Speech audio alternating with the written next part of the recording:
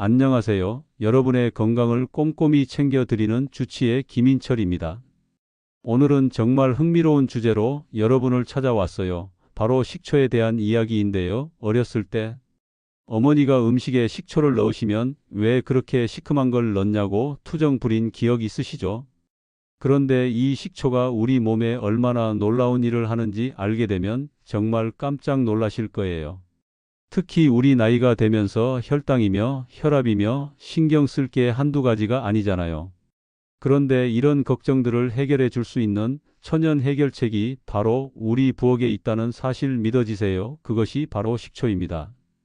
저도 의사로서 처음에는 반신반의했어요. 하지만 최근 몇 년간 나온 연구 결과들을 보면서 정말 놀랐거든요. 식초가 단순히 음식 맛을 내는 조미료가 아니라 우리 건강을 지켜주는 든든한 파트너라는 것을 알게 되었습니다.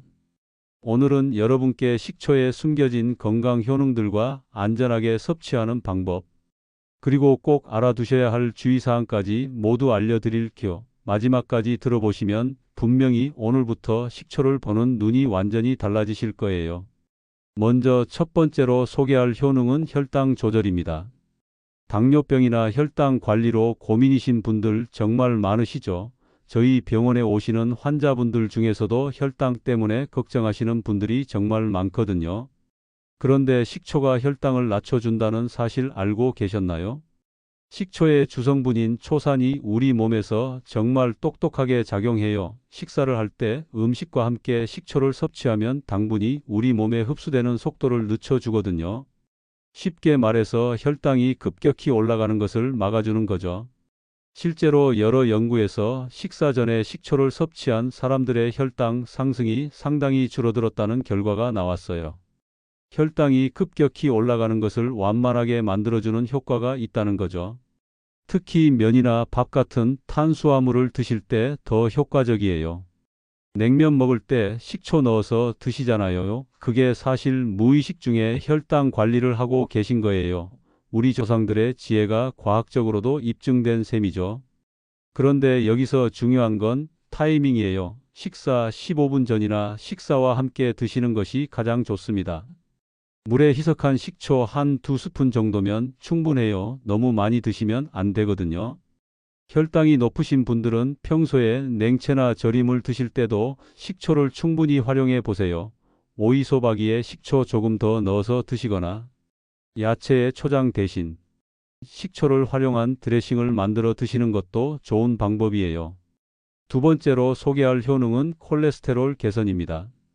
나이가 들면서 건강검진 받을 때마다 콜레스테롤 수치 때문에 걱정되시죠?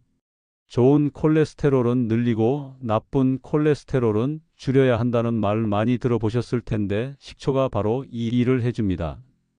120명을 대상으로 한 연구에서 8주간 사과 식초를 섭취한 그룹의 HDL 콜레스테롤 수치가 높아진 것으로 나타났어요. HDL은 우리가 흔히 말하는 좋은 콜레스테롤이죠.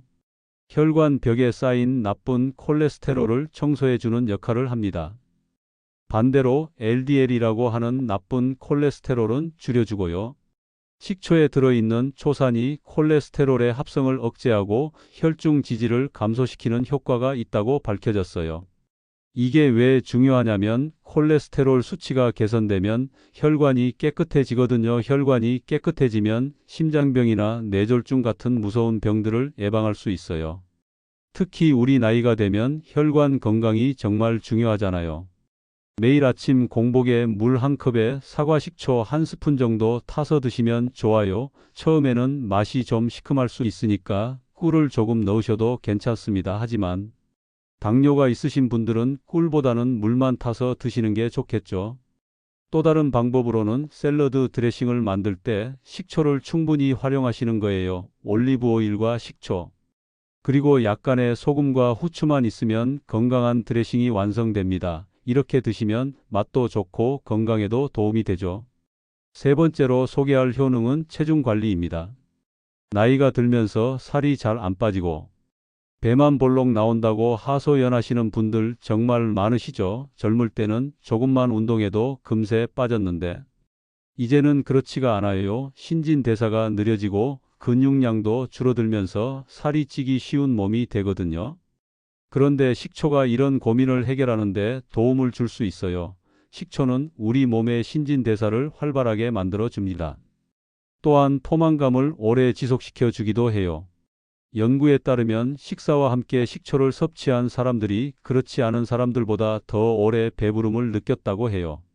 자연스럽게 간식을 찾는 횟수도 줄어들고 전체적인 칼로리 섭취량도 감소했죠. 특히 내장지방 감소에 효과적이라는 연구 결과도 있어요. 배 나온 것 때문에 고민이신 분들에게는 정말 반가운 소식이죠. 하지만 여기서 중요한 건 식초만으로는 안 된다는 거예요. 균형 잡힌 식사와 꾸준한 운동이 함께 이루어져야 합니다. 체중 관리를 위해 식초를 드실 때는 식사 30분 전에 물에 희석해서 드시는 게 좋아요. 이렇게 하면 식사량도 자연스럽게 줄어들고 혈당 상승도 완만해집니다. 일석이조인 셈이죠. 네 번째로 소개할 효능은 소화 기능 개선입니다. 나이가 들면서 소화가 잘 안 되고 속이 더부룩한 경우 많으시죠. 위산 분비량이 줄어들고 위장 운동도 느려지면서 생기는 자연스러운 현상이에요. 그런데 식초가 이런 문제를 해결하는 데 도움이 됩니다. 식초의 산성 성분이 위산 분비를 촉진시켜 주거든요. 특히 고기나 기름진 음식을 드실 때 소화를 도와줍니다. 그래서 예전부터 고기 요리에 식초를 넣어서 먹는 문화가 있었던 거예요. 또한 식초는 장내 유익균을 늘려주는 역할도 해요.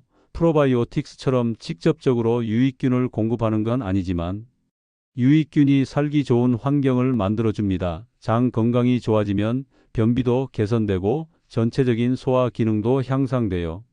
소화 기능 개선을 위해서는 식사 중간중간에 식초가 들어간 반찬을 드시는 게 좋아요. 김치나 절임류가 대표적이죠.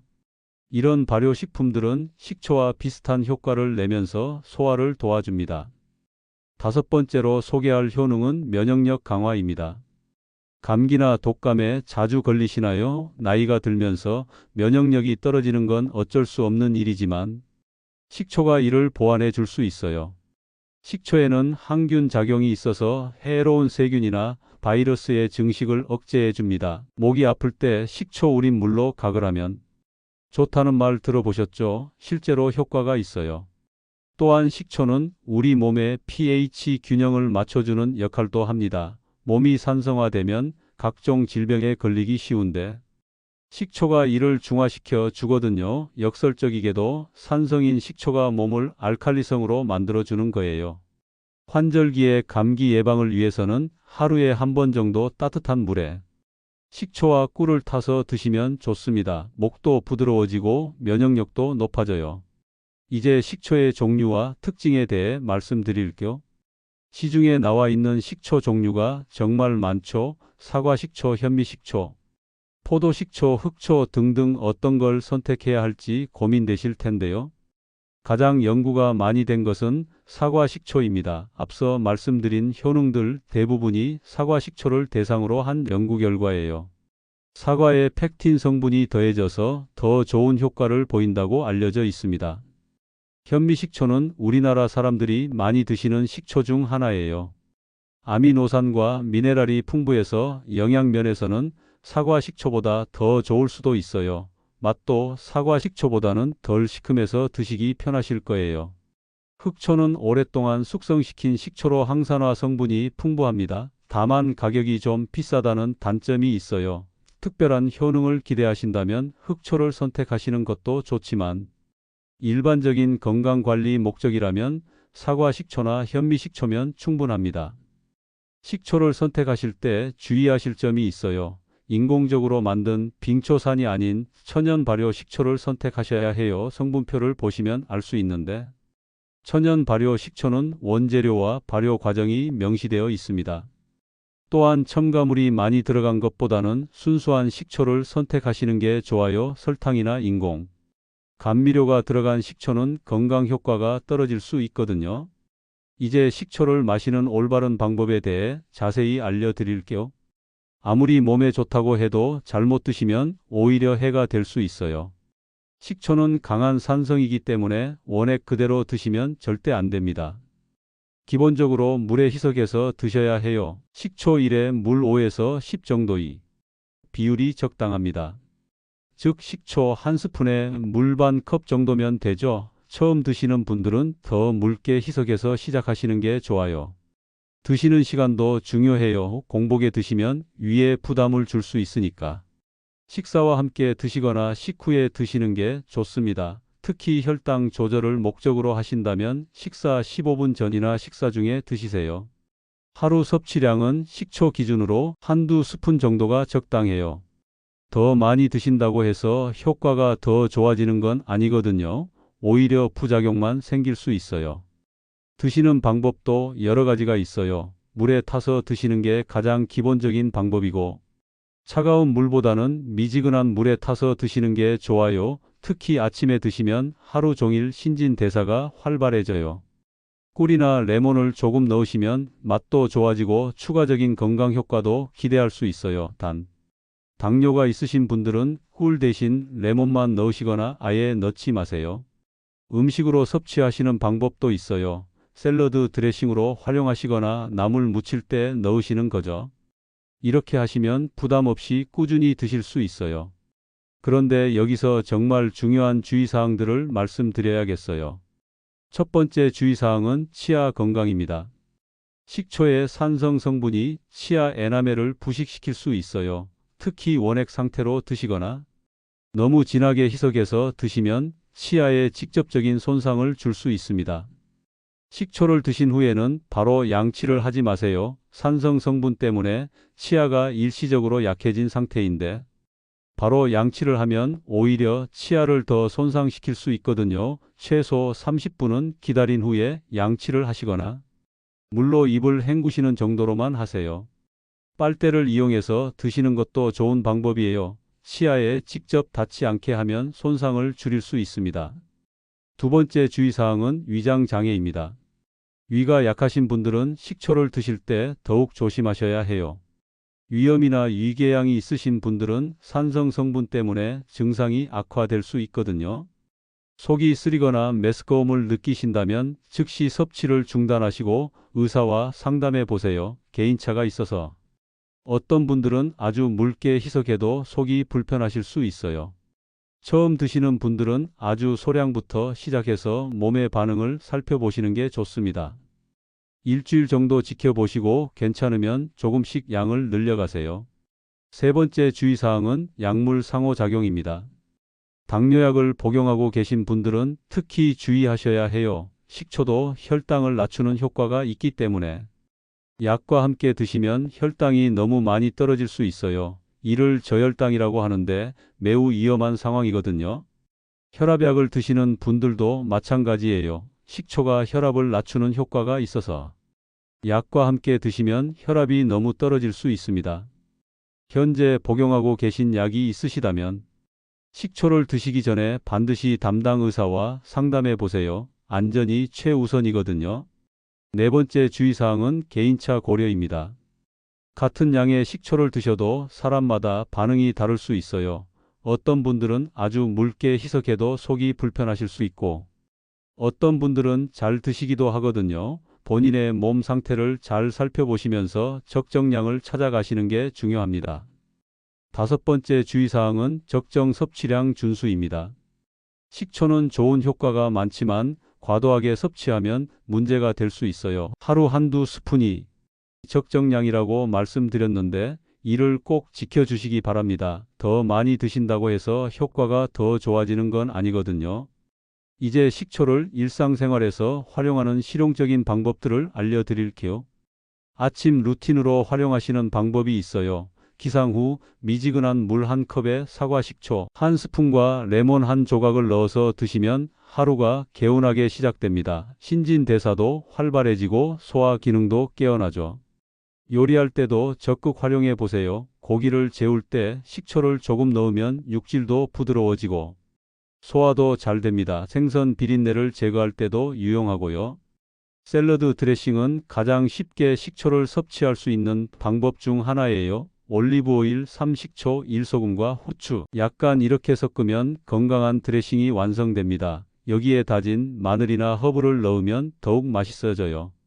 무침 요리에도 활용해 보세요. 오이 무침이나 숙주 무침을 할 때 식초를 넣으면 상큼하고 시원한 맛이 나면서 건강 효과도 얻을 수 있어요. 김치를 담글 때도 식초를 조금 넣으면 발효가 더 잘 되고 맛도 깔끔해집니다. 다만 너무 많이 넣으면 김치 고유의 맛이 변할 수 있으니 적당량만 넣으세요. 식초 음료를 만들어 드시는 것도 좋은 방법이에요. 탄산수에 식초와 민트를 넣으면 상큼한 음료가 됩니다. 시중에 파는 탄산음료보다 훨씬 건강하죠. 절임 요리도 시도해 보세요. 양파나 물을 식초에 절여서 반찬으로 드시면 좋아요. 특히 기름진 음식과 함께 드시면 소화에 도움이 됩니다. 마지막으로 식초 선택부터 보관까지의 전체적인 가이드를 정리해 드릴게요. 좋은 식초를 선택하시려면 먼저 원재료를 확인하세요. 사과 식초라면 사과가 주원료인지, 현미 식초라면 현미가 주원료인지 확인해야 합니다. 인공 첨가물이 많이 들어간 제품은 피하시는 게 좋아요. 제조 방법도 중요해요. 자연 발효로 만든 제품이 인공적으로 빠르게 만든 제품보다 영양소가 풍부합니다.